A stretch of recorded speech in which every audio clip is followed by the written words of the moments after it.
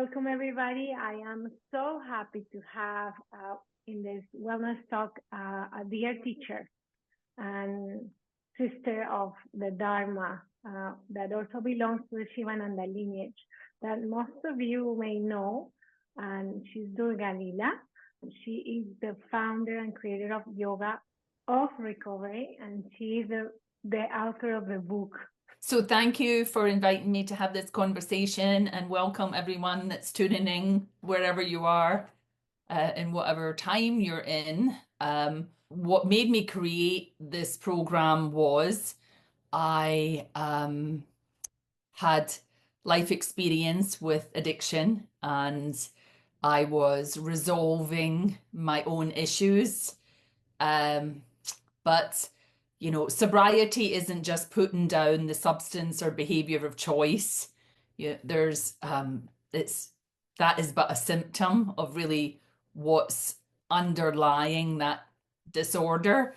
And so as I began to work through the different underlying issues, what I really came across was I was surprised myself at how many supporting substances and behaviors were there beyond the original drug of choice. And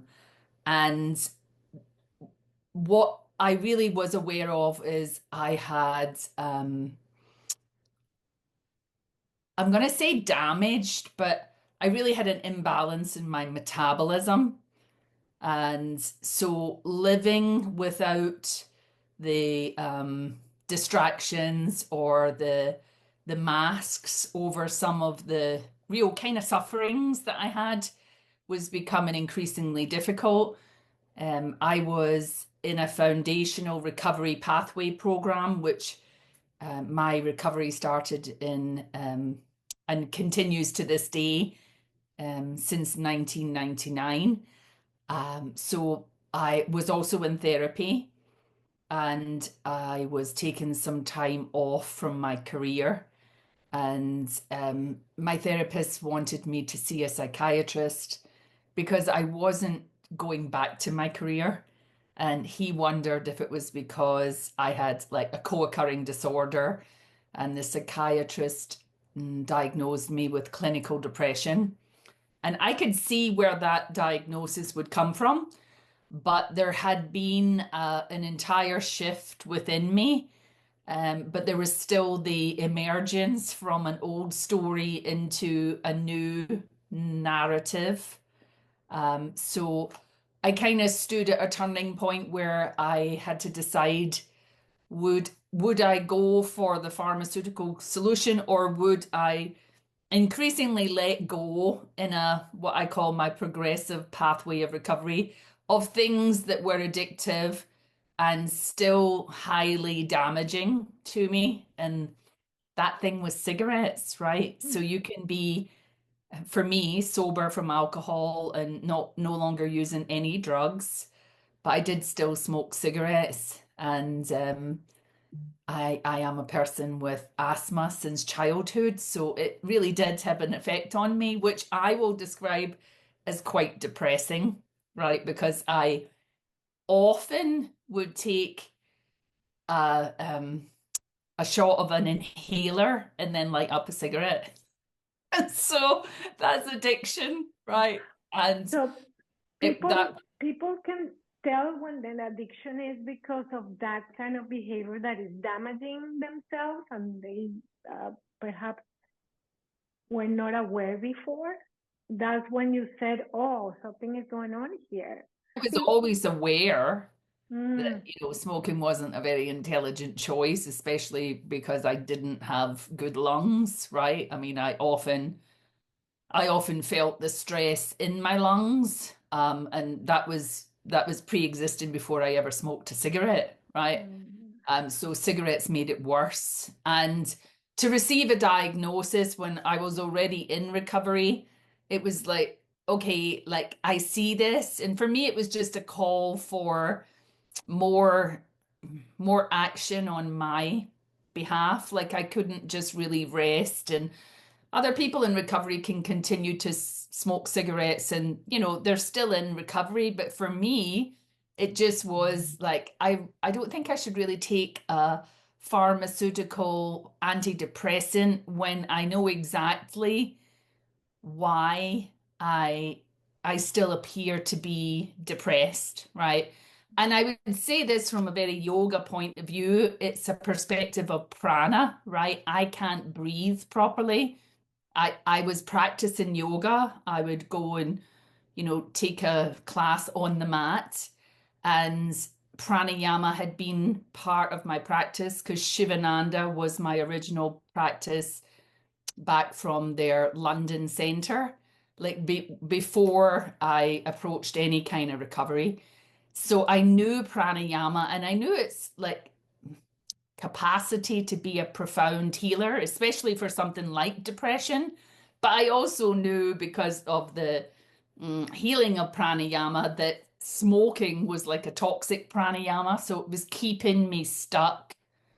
And so I decided that I would attempt to give up cigarettes before I would, you know, um, decide upon taking an antidepressant. And I did have a belief in yoga. It was something that I'd always been attracted to. It was something that generally made me feel more of like the person I believed myself to be, but deep down inside, I wasn't always able to bring that out into the world among relationships and jobs and things. And so it gave me that kind of stable connection to a better sense of self. And so my therapist actually gave me a challenge and said, I won't see you for 2 weeks. So cut out one cigarette a day. And then when I see you again, you'll be a non-smoker. And he actually said, I guess I'm setting you up for failure. And I really didn't like that comment. So it was, and time was up, of course. And I really kind of thought, why did he say that? And but it was like throwing down the gauntlet to me, because I really was like, I'll show him, I won't fail. But it was a 2 weeks, right? It was like, I often say it's where I really met my own insanity, trying to do that controlled cut down, which I really wasn't able to do. And day four, like the day with 4 cigarettes, was like the day when there's too many hours in the day for 4 cigarettes for the type of smoker I was. It would be different for everybody, right? But I had all these like schemes and plans of how I would get through days, and my mind was obsessed when I could have the next cigarette, which was, that's part of the description of what makes it an addiction, this control obsession in the mind. So I really, really experienced that, and I was failing pretty badly. And then I had a surrender moment where I just knew I couldn't do it. And this to me was a big lesson, because what I understood was I can't stop smoking, but I can't have the life that I want to live if I continue to be a smoker. So I'm really stuck. Like I'm spinning my wheels. There's no way out of this for me. Like within this like little limited encapsulated planning ego mind. And so I had a kind of breakdown surrender moment. And then the next day I woke up and I have not had another cigarette since. And that was April 2001. And I did go to the ashram. And whereas before I had always done a class and left again, now I had to have the courage to go and actually be there for 5 days, which was really quite beyond where I ever thought I would go. But I did go, and pranayama was one of my main healing tools, but also a disciplined daily schedule. That really helped me. And I always had a philosophical slant, so I really enjoyed this, full spectrum yoga system that helped me at all different levels of like areas where I was troubled or suffering, and there was a range of practices and solutions and tools that I could use. So I just decided to do my own little clinical experiment of how could I manage to, deal with a diagnosis using yoga as my foundation to heal. And, I'd say the experiment continues, right? I still use both yoga and Ayurveda to deal with, my own life and symptoms and, conditions. Mm. And it helps. What this is not about. This is not about a detox program, and this is not about a rehab program.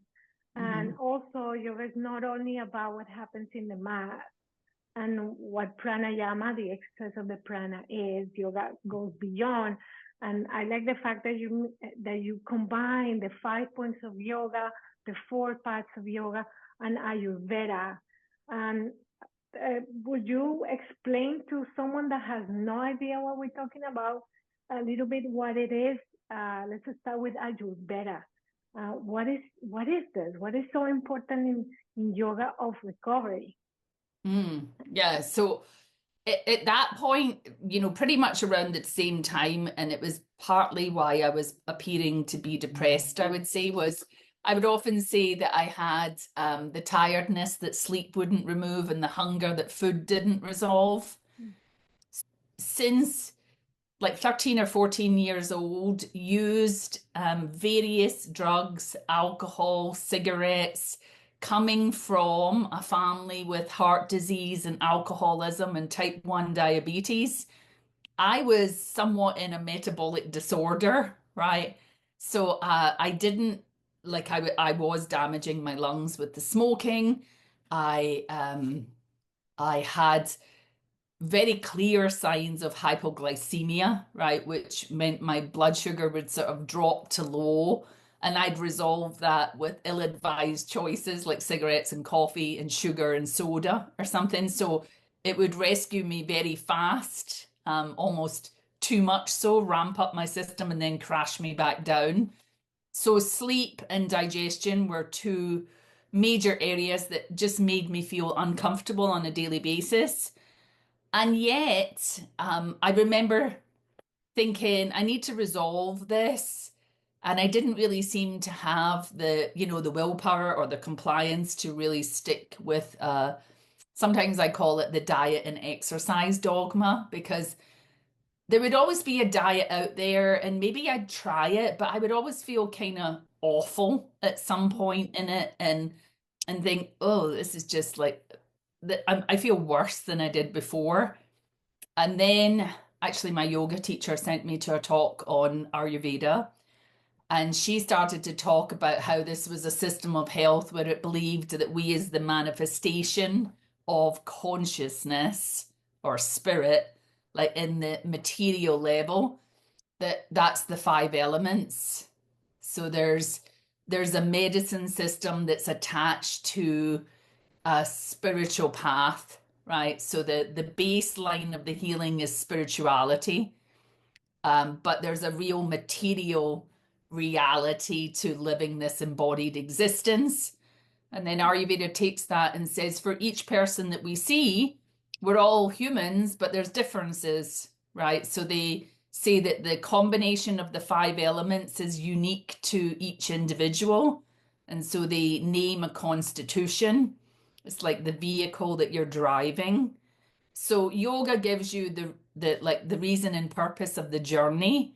And then Ayurveda kind of describes the not just the vehicle, but the terrain, right? As you move from childhood into your middle years, into your elderly years, it kind of describes the different qualities that may be more prominent, and then how you've got to form a relationship with the qualities that are dominant in you. And so that really seemed to me to be one of the most wise things that I'd ever heard. And it was instantly resonant with me. And I really recognized myself in the description of the different elements, which, when it comes down to like biological forces, they're called the doshas, vata, pitta, and kapha.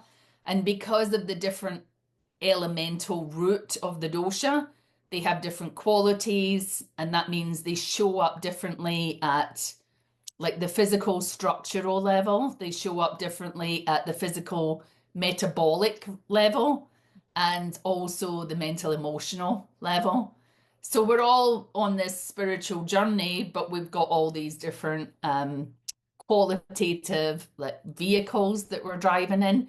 So it really just helped me see myself and see myself in more of a, I would say it was like more flexible. It wasn't right or wrong. It was, it was just really the way I was. And it stopped me wanting to be some other way, and I would say that came a lot from magazines and media, and I should be a certain shape and look a certain way. And, there's pages and pages of exercises and diets that's designed to bring me to the point of being this acceptable being, especially as a female. And there was a real part of me that just thought, I don't really believe in this, but I would like to feel better. So this feeling better through Ayurveda, the science of life, just helped me understand that, yeah, I did have a vehicle. You have one too. It's sometimes quite apparent that a person has a certain type of constitution. And from that, you can deduce that certain things will help them, certain things will challenge them. And what challenges you may not be the same things that challenge me, which means some things that resolve issues for you might not resolve them for me. So getting rid of the one size fits all was a real key in the doorway for me to have better self awareness, better self acceptance, and better self care. And then, in amongst all that, and I will just place this right into where I think it belongs, that being labeled as clinical depression, it was a two-word description of a kind of karmic life story thus far. And at this point, I was in my, let's say, early 30s, right? So, but I could remember back to being, a child, and I lost my father when I was 5, and my mother had 5 children, and we were in America, but she brought us home to Scotland, and we were raised as Catholics. So I went to the Catholic Church and I kind of enjoyed what went on there, the ceremony and the ritual and the stories. And, I was quite taken with it, but I still had, I kind of had like a depth that was philosophical even at the age of 7 or 8, right? And I think like without having like a feed for that, to take me deeper into like a purpose and meaning type of idea about life. That when I asked questions and there was a dogmatic type of answer that didn't resolve the intellectual piece for me, then the meaning and purpose wasn't holding my ground anymore. So when things were not going well, I didn't have good emotional regulation skills or coping skills. But it would then hit into what's the point anyway, right? What's the point of living? What's the point? Yeah, I had that. Mm. And I can still have that today. It's an inquiry question, but I can find there's different meditations and different readings and different practices, even using the breath and on the mat, that I can declare the point and then investigate it, or I can leave it open and let something reveal a new point, a new perspective for me. So, like, I do often see that my practice somewhat becomes more playful and more prayerful than me having to work it all out, right? But from a young age, I felt that I kind of maybe needed to work it out, especially when the social structure around me started to fray and not really operate in a way that you could say was secure or trustworthy, right? And also when you smoke with your friends, when you drink with your friends, you are losing your group of friends when you stop doing that. I have people that said to me, I only drink occasionally, I don't consider myself an alcoholic, but I think if I don't drink, my friends are gonna think that I'm boring. So I Mhm. need to drink. It's not that I like to drink a lot, but I do it because of uh, social and by repetition, like a muscle, Yeah. we create a habit. Mhm. And that is when we said, is this affecting my life? Is this creating more suffering? Mhm. So I love the fact that you put all this together and present this program, because even teachers of mine have taken your program and Mhm. they claim that it's amazing from their own experience. So it is important to understand that we are not boring if we decide not to do something that the society invites us to do, because we know in the long term it will create more suffering. Yeah. And you mentioned the bodies, the vehicles that we are driving, and this is not only the physical is not only the only one. We have also the what they call the astral body and what they call the causal body, and this integrates all this body that we forget that we also have or Mhm. we also are, right? Yeah. So what would you say to a person that says, I drink because people may think that I'm boring? You correct me if I'm wrong, but for some people, alcohol can be a big addiction, and for others, cannot. Mhm. Mm, but how do you know? How do you know the difference? How do you know you are in trouble and when you're not? Or Mhm. if we can call it in trouble based on the results of your actions. Yeah. So that's the deep question, right?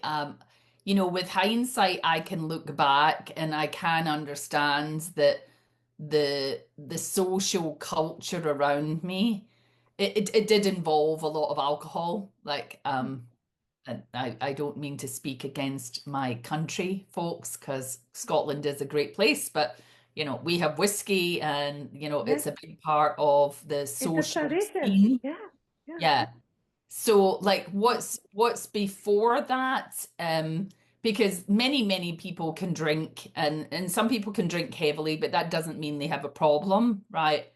So, just yesterday, again, I was teaching some yoga therapists, and there's there's this kind of endless question about that. And when you go more to yoga and you go to even Gabor Mate talks about trading out your authentic self to fit in, to be loved and accepted by others, even in your tight family group, that we start to lose our authentic self and like we present a false self.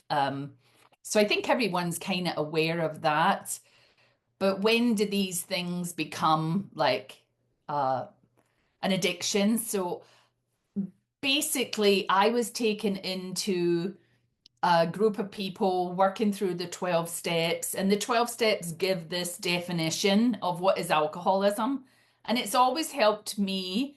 And it led to that first book, Yoga of Recovery. It led to me studying Ayurveda, because there was a threefold nature to alcoholism. And then Ayurveda says there's a threefold nature to the way we manifest disease in this five element system. So the first thing with alcoholism, or I'll do all three and this is from the AA Big Book. It says, once you've taken in this substance, you will see that there's a manifestation of an allergy. And what it comes around as is a phenomenon of craving, that once it's introduced to the system, it's like there's no off button. It's I want more. And some people have that with sugar, some people have it with alcohol, some people have it with drugs. Like I had it with alcohol. I didn't have it with drugs. I wouldn't say that I've ever had it with, to the level of eating disorder with food and sugar and stuff. Although I do notice the big effect that sugar can have on me, especially with the diabetic and hypoglycemic background. So that physical chemical reaction to behaviors and substances is a reality. But then the AA Big Book also says point two is attached to this, the mind will move towards an obsession for control. Even although it's kind of knows that this is not a normal, and normal's not the best word, but this is maybe an irregular or overactive reaction, right? The mind will decide we're going to do it this way and tinker and change it because we're going to get this right someday, control, obsession. And then the third part that AA talks about is progressive disease. So once those two things are in place, the more you test the waters, the more you experiment, the disease is gaining its pace and it's getting deeper and stronger in the system. So they say progressive and fatal. Now, I had watched that in my mother. You know, she was someone who had a tough life and then would release some stress with alcohol, and other people around her did the same thing, but hers progressed to the point that she suffered serious consequences, and eventually, you know, I would say it ended her life younger, right?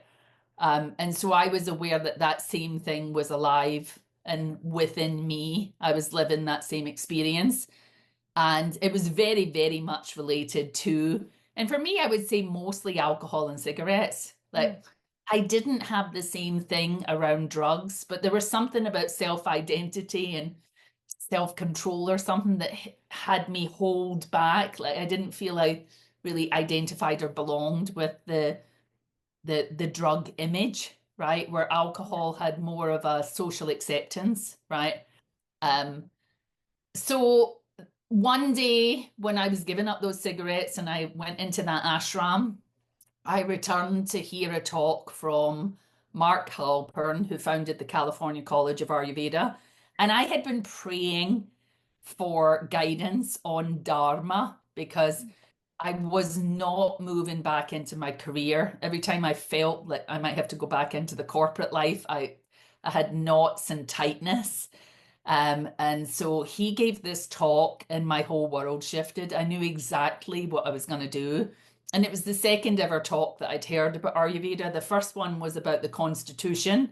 And then the second one from Mark, a different speaker, was that it was about the Ayurveda view of the cause of disease. And he named the three things. So Ayurveda says that there is the physical aspect, you know, misuse of the senses. And they call it, translated from the Sanskrit, it says the unwholesome conjunction of the senses with the objects of their affection. And the objects of their affection just really appeals to me because once I stopped alcohol, sugar became a pretty big object of my affection, right? And again, I could feel that like disrepair at the mental, physical level, that it wasn't my friend, but I pursued it to not feel something else, perhaps, right? Then they'll say, attached to this, there'll be a component piece of the psychology, and they call it failure of the intellect, crimes against wisdom. And to me, that's the suffering of addiction, that I know I shouldn't be doing this, but I'm doing it anyway. Like, I'm doing this against my own will. I promise to stop. I intend to stop. I make vows to stop. I'll tell other people, but I fail, right? So my intellect is often talked about as will fails, right? It's somehow being bribed by these unruly ego and senses. And then the third part of the Ayurveda description of disease is the effects of time and environment.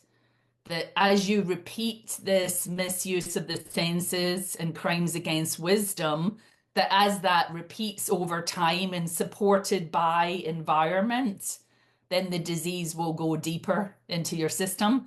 So that threefold cause of disease described by Ayurveda, I could parallel that back to what the 12 steps were telling me. And then I was just like, oh, the truth is the truth is the truth, right? That this system of like a spiritual set of tools that was the 12 steps, that it's kind of much maligned because it's not much understood, because it extends beyond the dominant medical model that is based in the biochemical model, like the physical, whereas it takes a spiritual perspective. So it's not for everyone, but for me, because um, it's really the only thing I that really came into my head that was going to help me with the problem that I had of alcoholism. And then to find this healing system of Ayurveda that matched that view of disease, then I felt like I really want to know more about this, because it's the daily living now that I need to get to be okay with. And that's what it gave me. We have, Dinacharya, it's called, and it's just knowing the constitutional type that you are. You can do certain things on a daily basis that settle your system into, a potential for balance that's based on how you eat, what you eat, how you exercise, when you sleep, and just regular rhythming of habits and behaviors. So it's a self-care system. It doesn't need us to be diseased, at the acute care level. And that's one of the things of having what is called a chronic disease, right? So any kind of addictiveness, it's something that you have to deal with on a daily basis. There's no real surgery or pharmaceuticals that can just take it out. So having a guidance system that honors who we are and the way we would like to live and express, then that's what I needed. So that's why I share it with others, because it was the missing piece for me. And I say with the foundation of any recovery pathway, I speak of 12 steps because that was mine, but the Ayurveda yoga system sits with any choice of recovery pathway. Some people even use it as their recovery pathway. I feel blessed and having the foundation that I have of a worldwide system of spiritual tools that very closely resembles the four paths of yoga. So the 12 steps pretty much parallels the four paths of yoga with things like devotion and service and inquiry. Um, so I get to travel the world and I can visit groups and see the tools in action, and be there with, you know, people that have come through things that just teach me so much. Wow, Durga, thank you for your service. Let me ask you a final question. How young your students are and how old they are? I mean, like, what's the oldest and what's the youngest? 16 to 84. To 84. Mm, Yeah. Mhm. beautiful. Yeah. And all different types of addictive issues, family members of people who suffer, and, long-term recovery, considering recovery, sober curious, like a big range of people.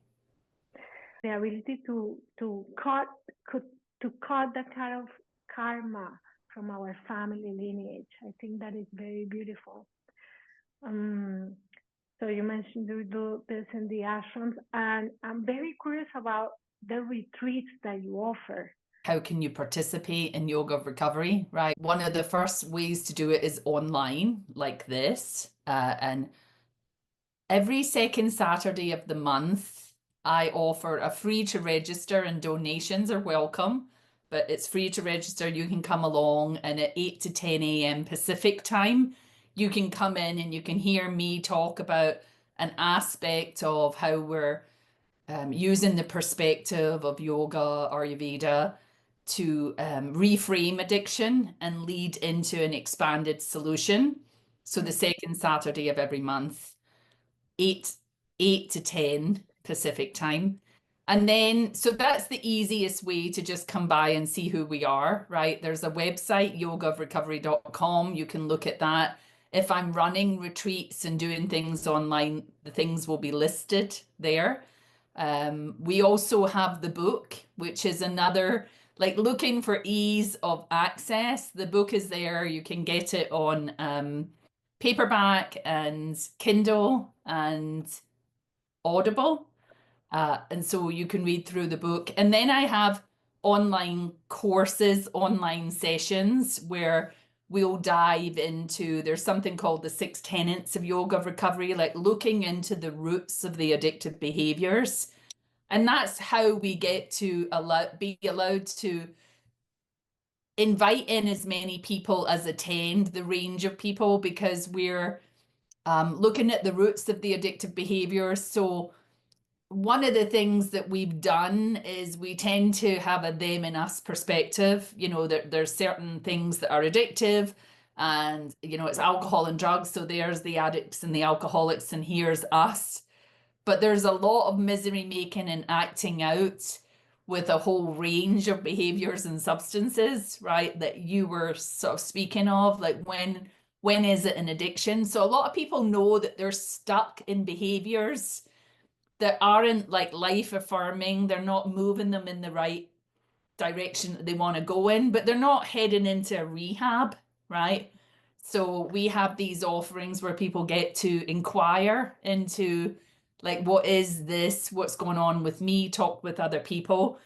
So generally I would, you know, do a little bit of the reframing educational piece, and people go into breakout rooms and have discussions. And then there's practices. So yoga on the mat is part of the stuff. Often that's with Tarini. And these are fully trained yoga therapists, right? So they really know how to use the tools of asana, the postures and pranayama, the breathing to help regulate the nervous system, to help, you know, the dysregulated emotional system, nervous system. So there's that. And then I'll go out live. So one of my main offerings live is because the retreats change, but when we get together in a retreat, we want to spend more time with each other and in practices. So we have meetings, we have yoga classes, we have talks. And since I'm now doing more of the educational ongoing piece online, then for in the Bahamas ashram, the yoga retreat in Shivananda, Bahamas, for many years I've been offering a yoga recovery symposium where we bring in other speakers. And the next symposium is in 2025, and we have Nikki Myers, who does Y12SR, Yoga 12-Step Recovery, and she's been with us before. And we also have, and I hope I'm saying her name correctly, Vimalasara, and she's a Buddhist, and she writes about recovery from the Buddhist perspective. I believe she's from the UK, but she's living in Canada, Vimalasara. So we three will be there talking about the different perspectives and practices that we're offering. And then I'll be teaching retreats around that, a retreat called Life is Prana.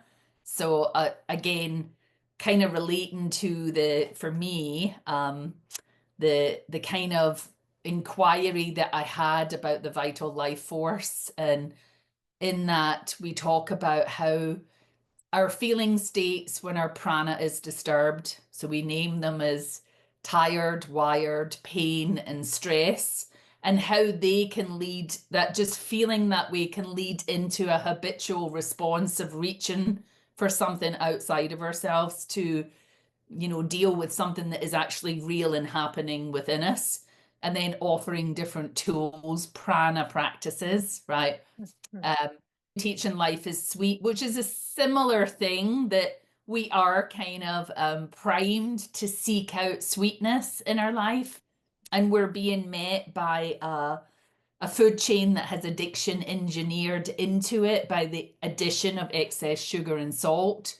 So the way that we can come to a sensible recovery plan by using all five senses to, you know, learn constructive and creative self-soothing techniques.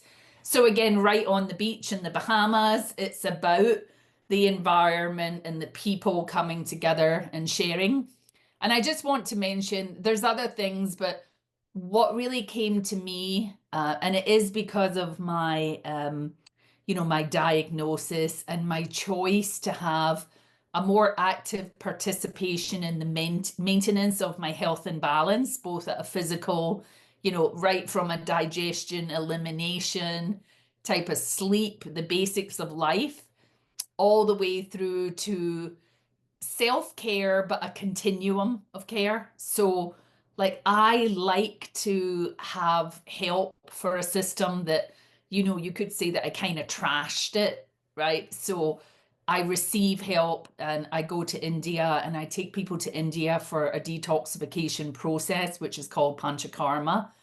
So, in saying all of that, I think that's important for me now because you can't do that on Zoom. And also, our disease-based medical model has very little physical care. And I take people for this 3-4 week detoxification process for such a range of different concerns. And some people just wanting to like top up the sense of balance and keeping the system, like I often say, park the car, change the oil, like we would do for our own vehicle, but most of us don't do for this vehicle. So it's one of the retreats where I have the highest return rate. And many people that teach in the field come with me on that retreat because the carers need care, right? We need to really take care of people. People need to learn to receive. And this is based in, I call it the dream team, right? Diet, rest, environment, and Ayurvedic medicine. And a lot of it is touch, like being on a table and receiving touch at the skin level, the boundary of this separate container, which is the illusion anyway. But in our system of medicine, touch is like rarefied these days. Yeah. And touch actually is one of the best things for the nervous system. We do it automatically as we would reach out to hug someone or take someone's hand when we don't have an intellectual answer or response to this moment in life, right? So some of the most intelligent, wise healing is based in the application of medicine and oils to the skin and the person being able to surrender and receive and let go. A whole process that is really quite beautiful and profound. So I do that twice a year. It sounds pretty relaxing at the same time. Yeah. And I think Yeah. this society and our level of addiction to media, to news, to substances, to work. Gabor Mate said that he had an addiction to music, Yeah. buying labels and stuff.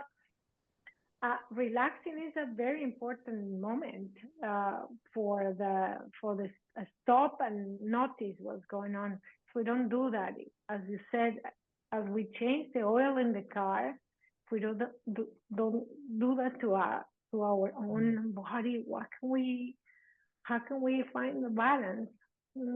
I think this is important just with there's a Mhm. physical level that Ayurveda calls ama, right? And it's what we take in at food and drinks, and we haven't been able to metabolize. And a lot of people just have digestive upset and they have like issues around, bowel movements and being regular in their elimination.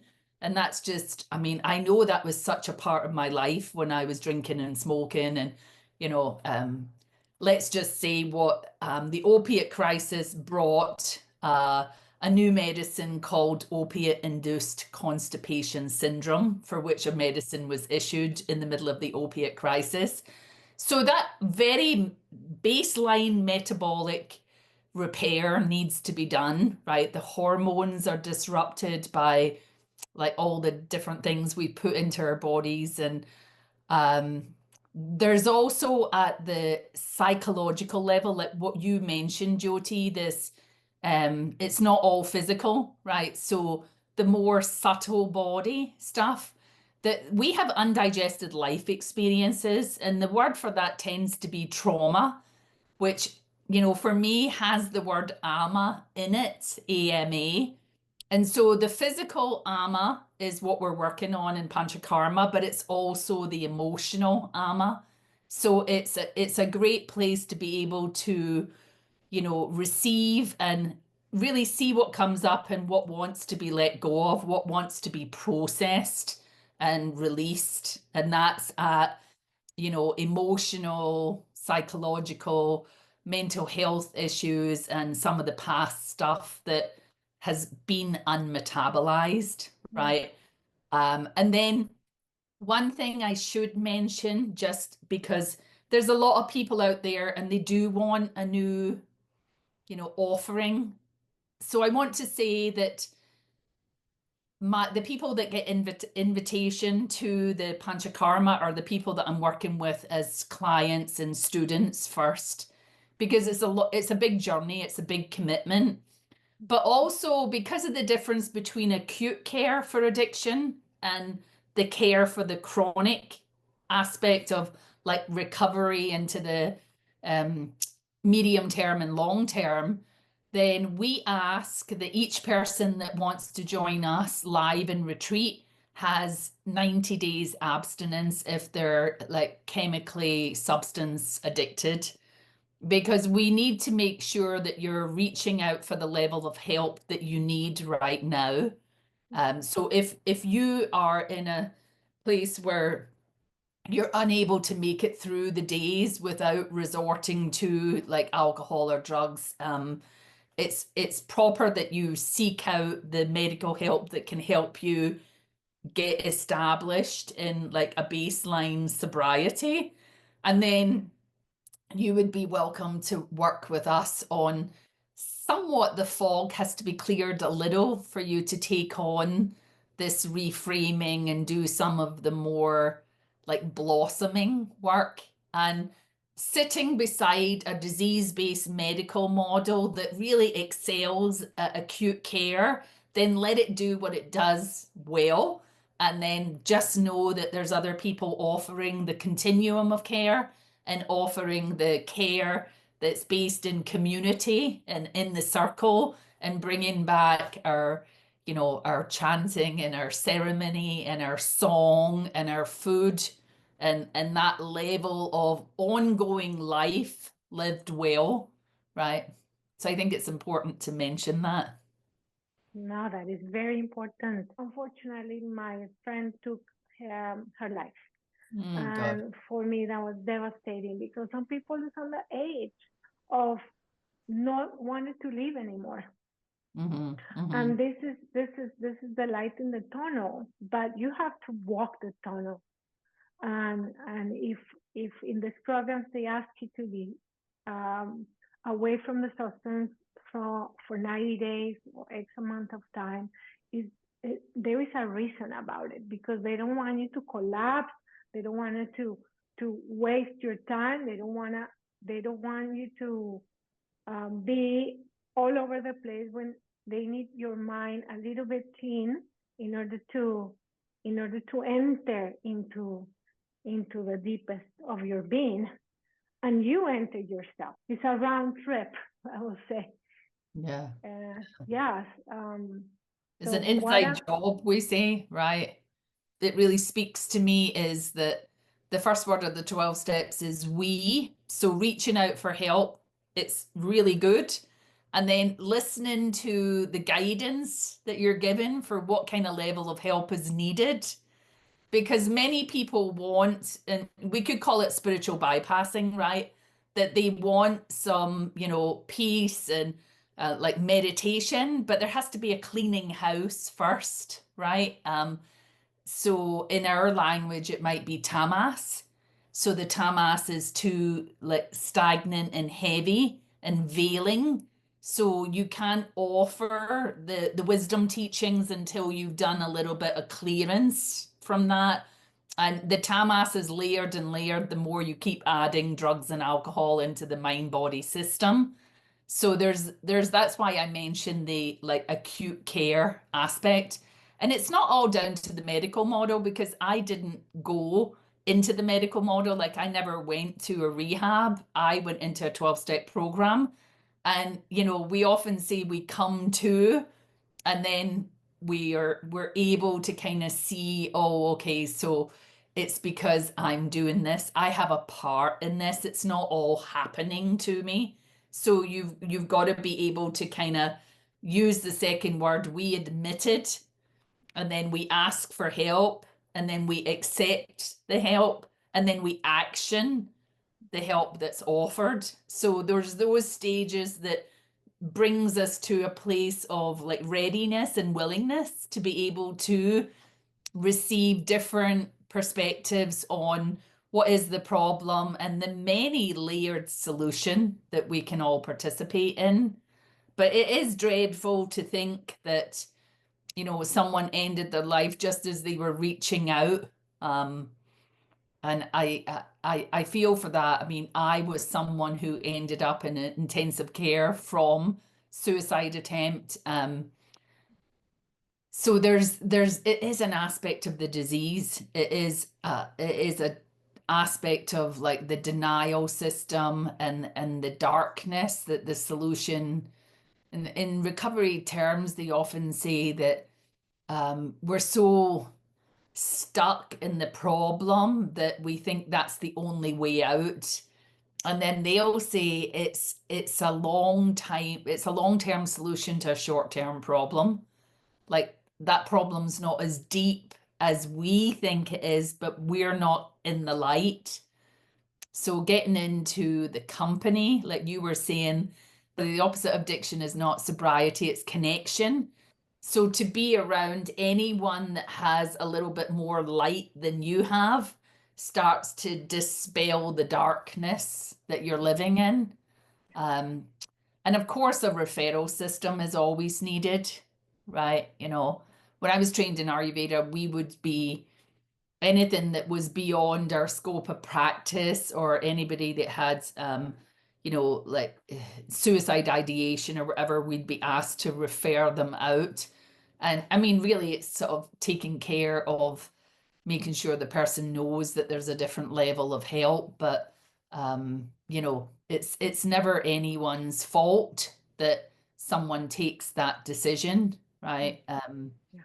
There's just that the reaching out. It was a shame that she didn't find an alternative, right? Yeah. She may have tried many alternatives, right? Hmm. Yeah. Yeah.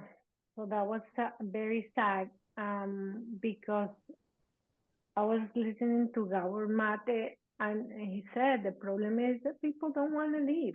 They're afraid to leave, and that is the result of trauma Hmm. and all these layers of suffering. We were carving pumpkins on Saturday, and my friend that is an expert of doing it, she was explaining us that you have to, the pumpkin sometimes is really thick, so you have to start putting layers and layers of the thickness, so the light that you put really lights up the pumpkin. So I was like, oh my God, like in life. She was, oh, it's okay, you're going to deep, you're going to deep. And I say, no, no, no, we need to go deep in this because it's like our layers of ego, identification. Yeah, yeah, I deserve this because my parents were like this. I am like this because I had this in my childhood. And yeah, of course, reasons are going to be plenty. yeah. But how about if we have the tool to to to get all these layers so the light can come in really easily without effort, Hmm. without really striving to, I want to get rid of this, because yes, you do. But if you do that with that effort, that's creating a lot of stress and you Yeah, fail. yeah, yeah. And that's what happens to a lot of my friends that go to rehab centers, that they pay thousands of dollars for this, for to be there 1 month or 2 months or even 3 months, and they come back to their sangha, the community of friends that Yeah. repeat the same actions, and they come back into the same because they Mm. don't have any alternative of a community where you Mhm. offer. And I think it's the most precious thing is the sangha, really, Yeah, Durga Leela. Yeah, yeah.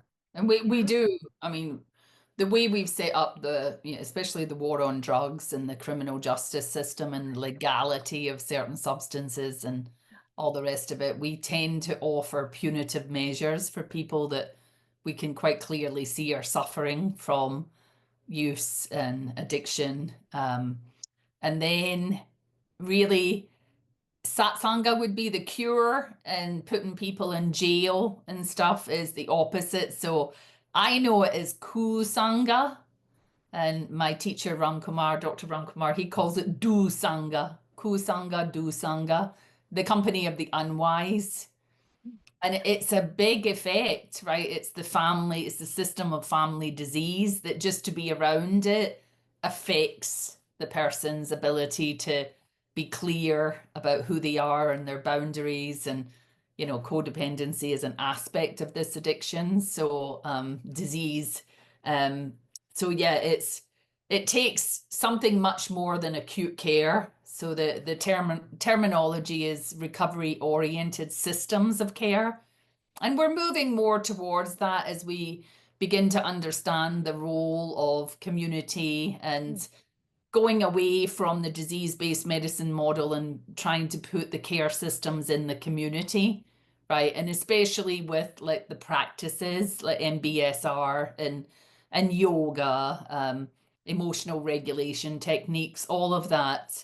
That's beginning to be, people are a little bit more aware that there's actually places that they can go, and it's often not part of the formal medical system where you would be insurance and looking for companies to like cover you if your insurance policy and stuff. You know, and that's something that came up. Just I was teaching yesterday and I saw something on NPR where there's a rehab in San Francisco that works with the Native American population, and Medicare just started to cover some of their indigenous practices in 4 states: California, Oregon, Arizona, and Colorado, I think. Was it Colorado, Arizona, New Mexico, That Mexico? is wonderful. Yeah, but Medicare was it's only for 2 years. Right. So it didn't say what would expand it from beyond 2 years. And, you know, someone pointed out in the comments, well, you know, we don't charge for sweat lodges. And, you know, and that's true, but it allows people to set up rehabs, and it is for recovery services. It allows the rehabs to include the spiritual teachers and those modalities, and get people covered to go and stay there and participate in those things. So this system is quite complex, but I would say that generally people know how to heal. We just need to be the ones showing up in the spaces, and the work's got to be done, right? And then hopefully the financial system will show up. But in the meantime, the work needs to be done. And there is something profound about peer support recovery pathways, and 12 Steps has been the leader in that. And so in that program, there are no owners, there's no leaders, there's no dues, there's no fees. And it's a worldwide organization that doesn't own any property and doesn't have a CEO and has no assets as such. So, like, the spiritual aspect is able to like find its feet and grow across the planet. Um, so that's the Dharma aspect, right? And then the meantime, as you try and place it into the healthcare system, then you run into the insurance companies and all the rest of it, then that really becomes quite a conundrum. But people on the planet are using these methods to heal from the suffering that we're in, and it's available to everyone, right? So available to everyone. I love that. It's not exclusive. It's the most democratic system of teachings yeah, available to everybody. yeah. Thank you, Durga Leela, for your time. Thank you, Jodie.